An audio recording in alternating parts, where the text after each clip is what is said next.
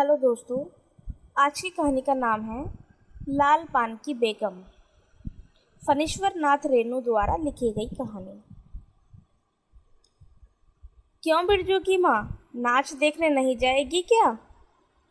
बिरजू की माँ शकरकंद उबालकर बैठी मन ही मन कुढ़ रही थी अपने आंगन में। 7 साल का लड़का बिरजू शकरकंद के बदले तमाचे खाकर आंगन में लोट पोट कर सारी देह में मिट्टी मल रहा था। चंपिया के सर में चुड़ैल मंडरा रही है। आधे आंगन धूप रहते जो गई है सहुआन की दुकान छोबा गुड़ लाने, सो अभी तक लौटी नहीं। दिया बाती की बेला हो आई, आए आज लौट के ज़रा। बागड़ बकरे की देह में कुकुर माछी लगी थी, इसलिए बेचारा बागड़ रह रहकर कूद फांद कर रहा था। बिरजू की माँ बागड़ पर मन का गुस्सा उतारने का बहाना ढूंढकर निकाल चुकी थी। पिछवाड़े की मिर्च की फूली गाछ, बागड़ के सिवा और किसने कलेवा किया होगा। बागड़ को मारने के लिए वह मिट्टी का छोटा ढेला उठा चुकी थी कि पड़ोसिन मखनी फुआ की पुकार सुनाई पड़ी। क्यों बिरजू की माँ नाच देखने नहीं जाएगी क्या? बिरजू की माँ के आगे नाथ और पीछे पगिया हो तब ना फुआ। गरम गुस्से में बुझी नुकीली बात फुआ की देह में धंस गई और बिरजू की माँ ने हाथ के ढेले को पास ही फेंक दिया। बेचारे बागड़ को कुकुर माछी परेशान कर रही है। आहा, आए हाय। बिरजू ने लेटे ही लेटे बागड़ को एक डंडा लगा दिया। बिरजू की माँ की इच्छा हुई कि जाकर उसी डंडे से बिरजू का भूत भगा दे, किंतु नीम के पास खड़ी पनभरनियों की खिलखिलाहट सुनकर वह रुक गई। बोली, ठहर, तेरे बप्पा ने बड़ा हाथ छुट्टा बना दिया है तुझे। बड़ा हाथ चलता है लोगों पर, ठहर। मखनी फुआ नीम के पास झुकी कमर से घड़ा उतार कर पानी भरकर लौटती पनभरियों में बिरजू की माँ की बहकी हुई बात का इंसाफ करा रही थी। जरा देखो तो इस बिरजू की माँ को, 4 मन पाट का पैसा क्या हुआ है, धरती पर पाँव ही नहीं पड़ते। निसाफ करो। खुद अपने मुंह से 8 दिन पहले से ही गांव की गली गली में बोलती फिरी है। हाँ, इस बार बिरजू के बप्पा ने कहा है बैलगाड़ी पर बिठाकर बलरामपुर का नाच दिखा लाऊंगा। बैल अब अपने घर हैं तो 1000 गाड़ी मंगनी मिल जाए। बैल अब अपने घर हैं तो 1000 गाड़ी मंगनी मिल जाएगी।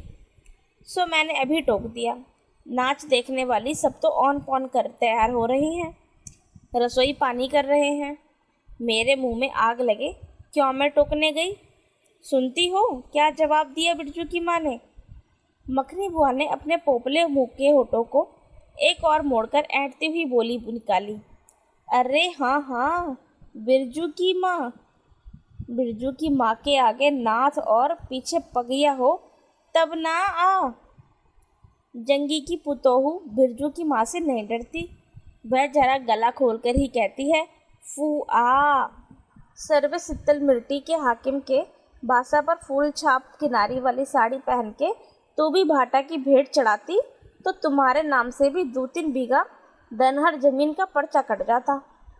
फिर तुम्हारे घर भी आज 10 मन सोना बंग पाट होता, जोड़ा बैल खरीदता, फिर आगे नाथ और पीछे सैकड़ों पगिया झूलती। जंगी की पुतोहू मुँह जोर है, रेलवे स्टेशन के पास की लड़की है, 3 ही महीने हुए गौने की नई बहू होकर आई है और सारे कुरमा टोली की सभी झगड़ालू सासों में एक आध मोर्चा ले चुकी है। उसका ससुर जंगी दागी चोर है, सी विलासी है।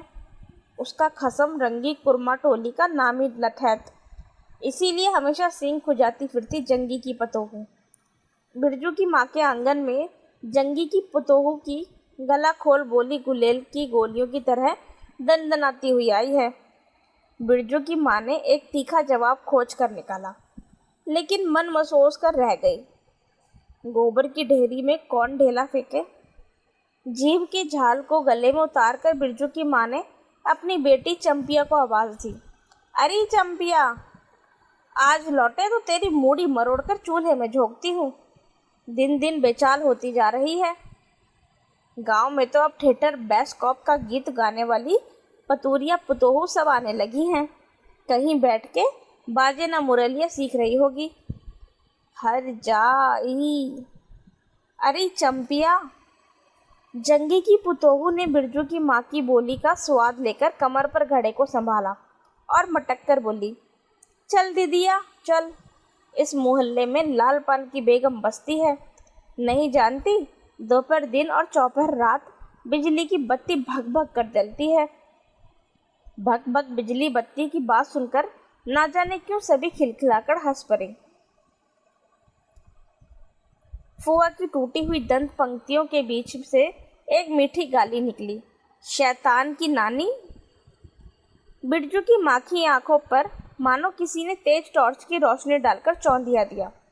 भग भग बिजली बत्ती। 3 साल पहले सर्वे कैंप के बाद गांव की जलन ढाही औरतों ने एक कहानी गढ़ के फैलाई थी। चंपिया की माँ के आंगन में रात भर बिजली बत्ती भुक भुकाती थी। चंपिया की माँ के आंगन में नाक वाले जूते की छाप घोड़े की टाप की तरह जलो जलो और जलो। चंपिया की माँ के आंगन में चांदी जैसे पाट सूखते देखकर जलने वाली सब औरतें खलियान पर सोनोली धान के बोझों को देखकर बैंगन का भुर्ता हो जाएंगी। मिट्टी के बर्तन से टपकते हुए छोवा गुड़ को उंगलियों से चाटते हुई चंपिया आई और माँ के तमाचे खाकर चीख पड़ी, मुझे क्यों मारती है? सहुआइन जल्दी से सौदा नहीं देती है। सहुआइन जल्दी सौदा नहीं देती कि नानी, एक सहुआन की दुकान पर मोती झरते हैं जो जड़ गाड़ कर बैठी हुई थी। बोल, गले पर लात देकर कल्ला तोड़ दूंगी, हट जाई, जो फिर कभी बाजे ना मुरलिया गाते सुना।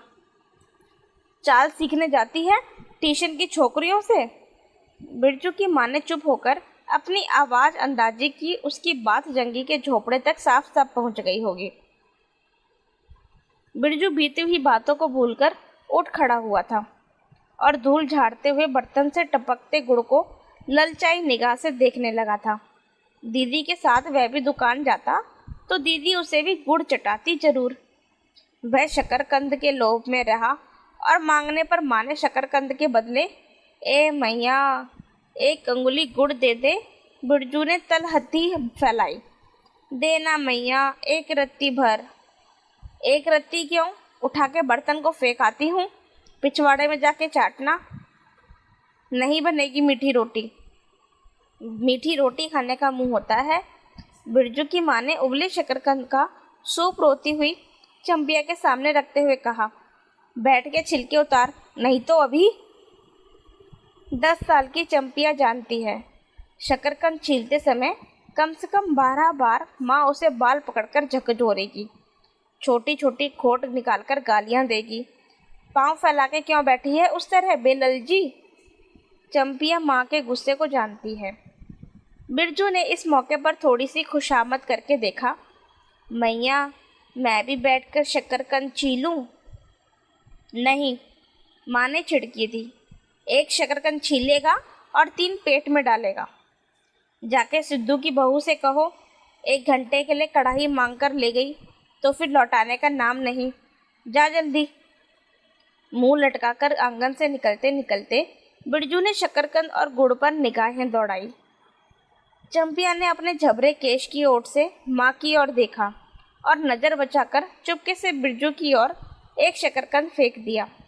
बिरजू भागा। सूरज भगवान डूब गए। दिया बत्ती की बेला हो गई। अभी तक गाड़ी। चंपिया बीच में ही बोल उठी, कोयरी टोले में किसी ने गाड़ी नहीं दी है मैया। बप्पा बोले माँ से कहना सब ठीक ठाक करके तैयार रहे। मलदहिया टोली के मियाँ जान की गाड़ी लाने जा रहा हूँ। सुनते ही बिरजू की माँ का चेहरा उतर गया। लगा छाते की कमानी उतर गई घोड़े से अचानक। कोयरी टोले में किसी ने गाड़ी मंगनी नहीं दी, तब मिल चुकी गाड़ी। जब अपने गांव के लोगों की आंख में पानी नहीं तो मलदहिया टोली के मियाँ जान की गाड़ी का क्या भरोसा। ना 3 में ना 13 में। क्या होगा शकरकंद छील कर? रख दे उठा के, यह मर्द नाच दिखाएगा। बैलगाड़ी पर चढ़कर नाच दिखाने ले जाएगा। चढ़ चुकी बैलगाड़ी पर, देख चुकी जी भर नाच। पैदल जाने वाली सब पहुंचकर पुरानी हो चुकी होंगी। बिरजू छोटी कढ़ाई सिर पर औंधा कर वापस आया। देख दीदिया, मलेटरी टोपी, इस पर 10 लाठी मारने पर भी कुछ नहीं होता। चंपिया चुपचाप बैठी रही, कुछ बोली नहीं, जरा सी मुस्कुराई भी नहीं। बिरजू ने समझ लिया, मैया का गुस्सा अभी उतरा नहीं है पूरे तौर से। मडाया के अंदर से बागड़ को बाहर भगाती हुई बिरजू की माँ बड़बड़ाई, कल ही पंच कौड़ी कसाई के हवाले करती हूँ राकस तुझे, हर चीज में मुंह लगाएगा। चंपिया, बांध दे बागड़ को, खोल दे गले की घंटी, हमेशा टुनुर टुनुर, मुझे जरा नहीं सुहाता है। टुनुर टुनुर सुनते ही बिरजू को सड़क से जाती हुई बैलगाड़ियों की याद हो आई। अभी बबुआन टोले की गाड़ियां नाच देखने जा रही थी। झुनुर झुनुर बैलों की झुमकी।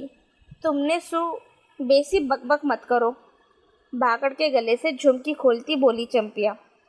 चंपिया, डाल दे चूल्हे में पानी, बप्पा आवे तो कहना कि अपने उड़न जहाज पर चढ़कर नाच देखा है।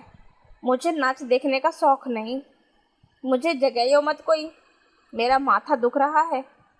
मड़ाया के ओसारे पर बिरजू ने फिसफिसा कर पूछा, क्यों दीदिया, नाच में उड़न जहाज भी उड़ेगा? चटाई पर कथरी ओढ़कर बैठती हुई चंपिया ने बिरजू को चुपचाप अपने पास बैठने का इशारा किया। मुफ्त में मार खाएगा बेचारा। बिरजू ने बहन की कथरी में हिस्सा बांटते हुए चुक्की मुक्की लगाई। जाड़े के समय इस तरह घुटने पर ठुड्डी रखकर चुक्की मक्की लगाना सीख चुका है वह। उसने चंपिया के कान के पास मुंह ले जाकर कहा, हम लोग नाच देखने नहीं जाएंगे? गांव में एक पंछी भी नहीं है, सब चले गए। चंपिया को तिल भर भी भरोसा नहीं। संझा तारा डूब रहा था। बप्पा अभी तक गाड़ी लेकर नहीं लौटे। 1 महीने पहले से ही मैया कहती थी, बलरामपुर के नाच के दिन मीठी रोटी बनेगी। चंपिया छींट की साड़ी पहनेगी, बिरजू पैंट पहनेगा। बैलगाड़ी पर चढ़कर चंपिया की भीगी पलकों पर एक बूंद आंसू आ गया। बिरजू का भी दिल भर आया। उसने मन ही मन में इमली पर रहने वाले जिन बाबा को एक बैंगन कबूला। गाछ का सबसे पहला बैंगन, उसने खुद जिस पौधे को रोपा है। जल्दी से गाड़ी लेकर बप्पा को भेज दो जिन बाबा। मडैया के अंदर बिरजू की माँ चटाई पर पड़ी करवटें ले रही थी।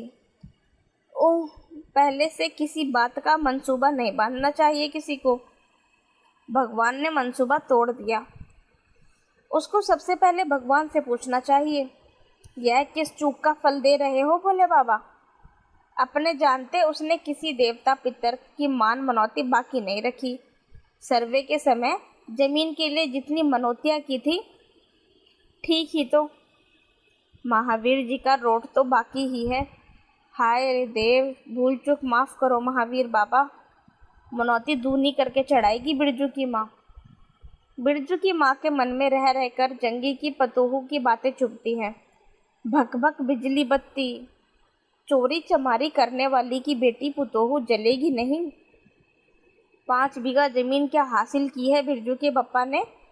गांव की भाई खौकियों की आंखों में किरकिरी पड़ गई है। खेत में पाट लगा देखकर गांव के लोगों की छाती फटने लगी। धरती फोड़कर पाट लगा है। बैसाखी बादलों की तरह उमड़ते आ रहे हैं पाट के पौधे। तो अलान तो फलान, इतनी आंखों की धार भला फसल सहे। जहाँ 15 मन पाट होना चाहिए, सिर्फ 10 मन पाट काटा, पर तौले के ओजन हुआ भगत के यहाँ। इसमें जलने की बात क्या है भला? बिरजू के बप्पा ने तो पहले ही कुरमा टोली के एक एक आदमी को समझा के कहा, जिंदगी भर मजदूरी करते रह जाओगे। सर्वे का समय हो रहा है, लाठी खड़ी करो तो 2-4 बीघे जमीन हासिल कर सकते हो। सो गांव की किसी पुतखौकी का भतार सर्वे के सम बाबू साहब के खिलाफ खांसा भी नहीं। बिरजू के बप्पा को कम सहना पड़ा है। बाबू साहब गुस्से से सर्कस नाच के बाघ की तरह घूमड़ते रह गए। उनका बड़ा बेटा घर में आग लगाने की धमकी देकर गया। आखिर बाबू साहब ने अपने सबसे छोटे लड़के को भेजा। बिरजू की माँ को मौसी कह के पुकारा। यह ज़मीन बाबूजी ने मेरे नाम खरीदी थी। मेरी पढ़ाई लिखाई उसी ज़मीन की उपज से चलती है। और भी कितनी बातें। खूब मोह न जानता है उतना जरा सा लड़का जमींदार का बेटा है कि। चंपिया, बिरजू सो गया क्या? यहाँ आजा बिरजू, अंदर। तू भी आजा चंपिया, भला आदमी आए तो एक बार आज। बिरजू के साथ चंपिया अंदर चली गई। डिबरी बुझा दे। बप्पा बुलाए तो जवाब मत देना, खपच्ची गिरा दे। भला आदमी रे, भला आदमी। मुंह देखो जरा इस मर्द का। बिरजू की माँ दिन रात मंझा न देती रहती तो ले चुके होते जमीन। रोज आकर माथा पकड़ के बैठ जाए, मुझे जमीन नहीं लेनी है। बिरजू की माँ मजूरी ही अच्छी जवाब देती थी। बिरजू की माँ खूब सोच समझ के। छोड़ दो, जब तुम्हारा कलेजा ही स्थिर नहीं होता है तो क्या होगा। जोरू जमीन जोर के, नहीं तो किसी और के। बिरजू के बाप पर बहुत तेजी से गुस्सा चढ़ता ही जाता है। बिरजू की माँ का भाग ही खराब है जो ऐसा गोबर गणेश घर वाला उसे मिला। कौन सा शौक मौज दिया है उसके मर्द ने। कोल्हू के बैल की तरह खटकर सारी उम्र काट दी इसके यहाँ। कभी एक पैसे की जलेबी भी लाकर दी हो उसके खसम ने। पाट का दाम भगत के यहाँ से लेकर बाहर ही बाहर बैल हट्टा चले गए। बिरजू की माँ को एक बार नमरी लोट देखने भी नहीं दिया आँख से। बैल खरीद लाए। उसी दिन से गांव में ढिंढोरा पीटने लगा। बिरजू की माँ इस बार बैलगाड़ी पर चढ़कर देखने जाएगी नाच। दूसरे की गाड़ी के भरोसे नाच दिखाएगा। अंत में उसे अपने आप पर क्रोध आया। वह खुद भी कुछ कम नहीं, उसकी जीभ में आग लगे। बैलगाड़ी पर चढ़कर नाच देखने की लालसा किसी कुछ समय में उसके मुंह से निकली थी भगवान जाने। फिर आज सुबह से दोपहर तक किसी न किसी बहाने उसने 18 बार बैलगाड़ी पर नाच देखने की चर्चा छेड़ी है। लो, खूब देखो नाच। कथरी के नीचे दुशाले का सपना। कल भौरे पानी भरने के लिए जब जाएंगी, पतली जीभ वाली पतूरियाँ सब हंसती हंसती आएंगी। सभी जलते हैं उससे। हाँ भगवान, दाढ़ी जार भी। 2 बच्चों की माँ होकर भी वह जस की तस है। उसका घरवाला उसकी बात में रहता है। वह बालों में गरी का तेल डालती है। उसकी अपनी ज़मीन है किसी के पास एक घूर ज़मीन भी अपने इस गांव में। जलेंगे नहीं, 3 बीघे में धान लगा हुआ है। लोगों की बिखदीड़ से बचे तब तो। बाहर बैलों की घंटियां सुनाई पड़ी। तीनों सतर्क हो गए, उत्कंठ होकर सुनते रहे। अपने ही बैलों की घंटी है, क्यों री चंपिया? चंपिया और बिरजू ने प्रायः एक साथ कहा। चुप। बिरजू की माँ ने फिर फिसफिसाकर कहा। शायद गाड़ी भी है, गड़गड़ाती है ना। दोनों ने फिर हुंकारी भरी। चुप, गाड़ी नहीं है। तू चुपके से टट्ठी में छेद करके देख तो आ चंपी। भाग के आ चुपके चुपके। चंपिया बिल्ली की तरह हौले हौले पाँव से टट्ठी के छेद से झांक आई। हाँ मैया, गाड़ी भी है। बिरजू हड़बड़ाकर उठ बैठा। उसकी माँ ने उसका हाथ पकड़कर सुला दिया। बोले मत। चंपिया भी गुदड़ी के नीचे घुस गई। बाहर बैलगाड़ी खोलने की आवाज़ हुई। बिरजू के बाप ने बैलों को जोर से डांटा। हा हा, आ गए घर। घर आने के लिए छाती फटी जाती थी। बिरजू की माँ ताड़ गई। जरूर मलदहिया टोली में गांजे की चिलम चढ़ रही है। आवाज़ तो बड़ी खनखनाती हुई निकल रही है। चंपिया, बाहर से पुकार कर कहा उसके बाप ने। बैलों को घास दे दे चंपिया। अंदर से कोई जवाब नहीं आया। चंपिया के बाप ने आंगन में आकर देखा तो ना रोशनी, ना चिराग, ना चूल्हे में आग। बात क्या है? नाच देखने उतावली होकर पैदल ही चली गई क्या? बिरजू के गले में खसखसाहट हुई और उसने रोकने की पूरी कोशिश भी की, लेकिन खांसी जब शुरू हुई तो पूरे 5 मिनट तक वह खांसता रहा। बिरजू, बेटा बिरज मोहन, बिरजू के बाप ने पुचकार कर बुलाया।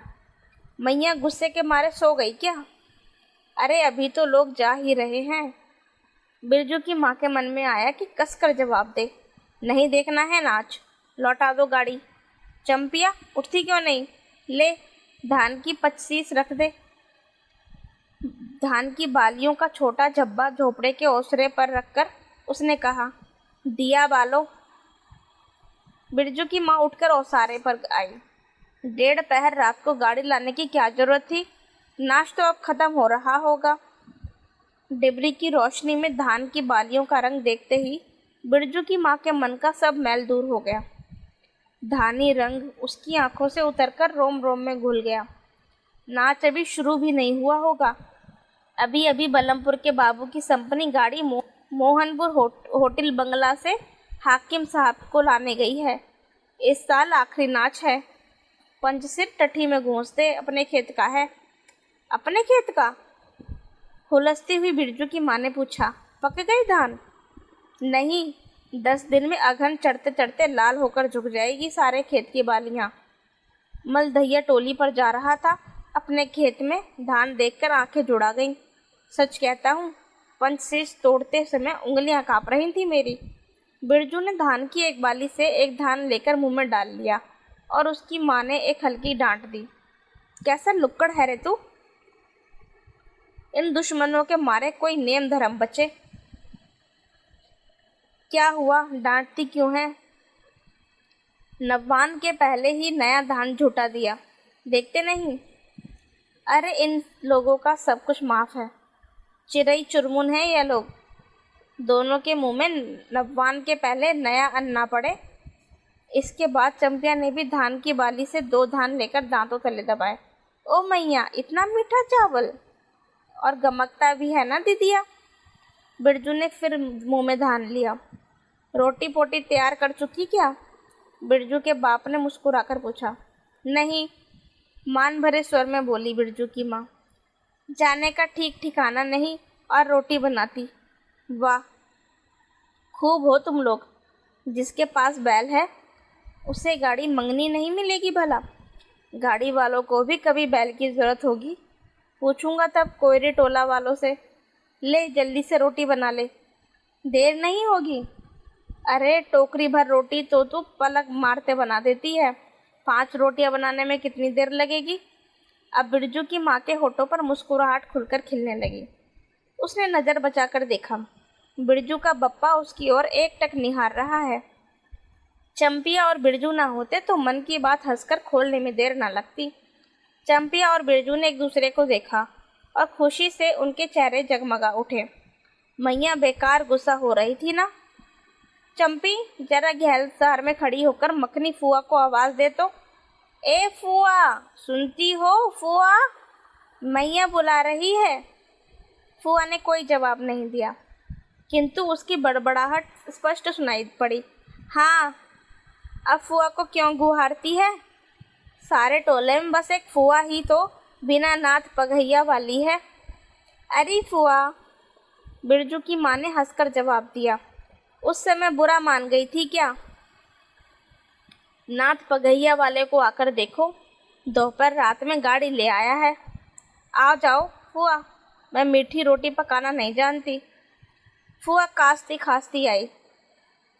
इसी के घड़ी पहर दिन रहते ही पूछ रही थी कि नाच देखने जाएगी क्या? कहती तो मैं पहले से ही अपनी अंगीठी यहाँ सुलगा जाती। बिरजू की माँ ने फुआ को अंगीठी दिखला दी और कहा, घर में अनाज दाना वगैरह तो कुछ है नहीं, एक बागड़ है और कुछ बर्तन बासन, सो रात भर के लिए यहाँ तंबाकू रख जाती हूँ। अपना हुक्का ले आई हो ना फुआ? फुआ को तंबाकू मिल जाए तो रात भर क्या 5 रात बैठकर जाग सकती है। फुआ ने अंधेरे में टटोलकर तंबाकू का अंदाज किया। ओहो, हाथ खोलकर तंबाकू रखा है बिरजू की माँ ने।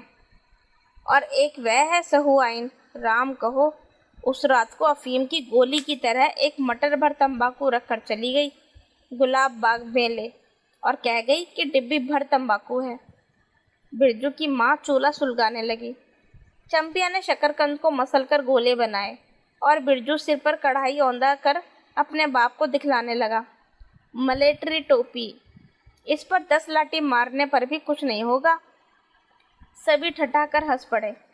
बिरजू की माँ हंसकर बोली, ताखे पर 3-4 मोटे शकरकंद हैं, दे दे बिरजू को चंपिया, बेचारा शाम से ही। बेचारा मत कहो मैया, खूब सचारा है। अब चंपिया चहकने लगी। तुम क्या जानो कथरी के नीचे मुंह क्यों चल रहा था बाबू साहब का। ही। बिरजू के टूटे दूध के दांतों की फांक से बोली निकली, ब्लैक मार्टिन में 5 शकरकंद खा लिया। हा हा हा। सभी फिर ठठाकर हंस पड़े। बिरजू की माँ ने फुआ का मन रखने के लिए पूछा, एक कनवा गुड़ है, आधा दूं फुआ? फुआ ने गदगद होकर कहा, अके अरे शकरकंद तो खुद मीठा होता है, उतना क्यों डालेगी?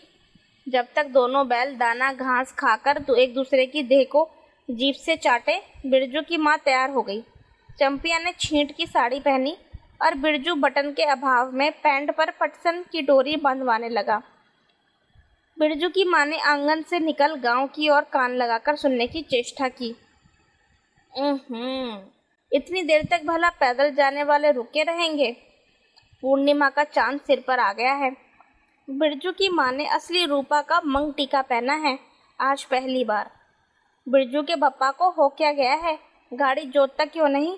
मुंह की ओर एकटक देख रहा है। गाड़ी पर बैठते ही बिरजू की माँ की देह में एक अजीब गुदगुदी लगने लगी। उसने बांस की बल्ली को पकड़कर कहा, गाड़ी पर अभी बहुत जगह है, जरा दाहिनी सड़क से गाड़ी हाँकना। बैल जब दौड़ने लगे और पहिया जब चूचू करके घर घर आने लगा तो बिरजू से नहीं रहा गया। उड़न जहाज की तरह उड़ाओ पप्पा। गाड़ी जंगी की पिछवाड़े पहुंची। बिरजू की माँ ने कहा, जरा जंगी से पूछो ना, उसकी पुतोहू नाच देखने चली गई क्या? गाड़ी के रुकते ही जंगी के झोपड़े से आती हुई रोने की आवाज़ स्पष्ट हो गई। बिरजू के पप्पा ने पूछा, अरे जंगी भाई, काहे कन रोहट हो रहा है आंगन में? जंगी घूर ताप रहा था। बोला, क्या पूछते हो? रंगी बलरामपुर से लौटा नहीं? पुतोहिया नाच देखने कैसे जाए? आसरा देखते देखते उधर गांव की सभी औरतें चली गईं। अरे ट्यूशन वाली, तो रोती काहे? बिरजू की माँ ने पुकार कर कहा, आजा झट से कपड़ा पहनकर, सारी गाड़ी पड़ी हुई है बेचारी, आ जल्दी से। बगल में झोपड़े से राधे की बेटी सुनरी ने कहा, काकी गाड़ी में जगह है, मैं भी जाऊंगी। बांस की झाड़ी के उस पार लरेना खवास का घर है, उसकी बहू भी नहीं गई है। गिलट का झुमकी कड़ा पहनकर चमकती आ रही है। आजा, जो बाकी रह गई है सब आ जाएं जल्दी। जंगी की पुतोहू, लरेना की बीवी और राधे की बेटी सुनरी तीनों गाड़ी के पास आई। बैल ने पिछला पैर फेंका। बिरजू के बाप ने एक भद्दी गाली दी, साला लताड़ मारकर लंगड़ी बनाएगा पुतोहू को। सभी ठठाकर हंस पड़े। बिरजू के बाप ने घूंघट में झुकी दोनों पुतोहुओं को देखा। उसे अपने खेत की झुकी हुई बालियों की याद आई। जंगी की पुतोहू का गौना 3 ही मास पहले हुआ है। गौने की रंगीन साड़ी से कड़वे तेल और लठवा सिंदूर की गंध आ रही है। बिरजू की माँ को अपने गौने की याद आई। उसने कपड़े की गठरी से 3 मीठी रोटियां निकालकर कहा, खा ले एक एक करके, सिमराहा के सरकारी कूप में पानी पी लेना। गाड़ी गांव से बाहर होकर धान के खेतों के बगल में जाने लगी। चांदनी कार्तिक की, खेतों से धान के झड़ते फूलों की गंध आती है। बांस की झाड़ी में कहीं धुत्ती की लता फूली है। जंगी की पुतोहू ने एक बीड़ी सुलगाकर बिरजू की माँ की ओर बढ़ाई। बिरजू की माँ को अचानक याद आई, चंपिया, सुनरी, लरेना की बीवी और जंगी की पुतोहू, ये चारों ही गांव में बैस्कॉप का गीत गाना जानती हैं खूब। गाड़ी की लीक धन खेतों के बीच होकर गई। चारों ओर गौने की साड़ी की खसखसाहट जैसी आवाज़ होती है। बिरजू की माँ के माथे पर मंगटीका पर चांदनी छिटकती है। अच्छा, अब एक बैस्कॉप का गीत गा तो चंपिया, डरती है काहे? जहाँ भूल जाओगी बगल से मास्टरनी बैठी है। दोनों पुतोहुओं ने तो नहीं, किंतु चंपिया और सुनरी ने खगार कर गला साफ किया। बिरजू के बाप ने बैलों को ललकारा, चल भैया और जरा जोर से गा रे चंपिया। नहीं तो मैं बैलों को धीरे धीरे चलने को कहूँगा। जंगी की पुतोहू ने चंपिया के कान के पास घूंघट ले जाकर कुछ कहा और चंपिया ने धीरे से शुरू किया। चंदा की चांदनी। बिरजू को गोद में लेप कर बैठी उसकी माँ की इच्छा हुई कि वह भी साथ साथ गीत गाए। बिरजू की माँ ने जंगी की पुतोहू को देखा, धीरे धीरे गुनगुना रही है वह भी।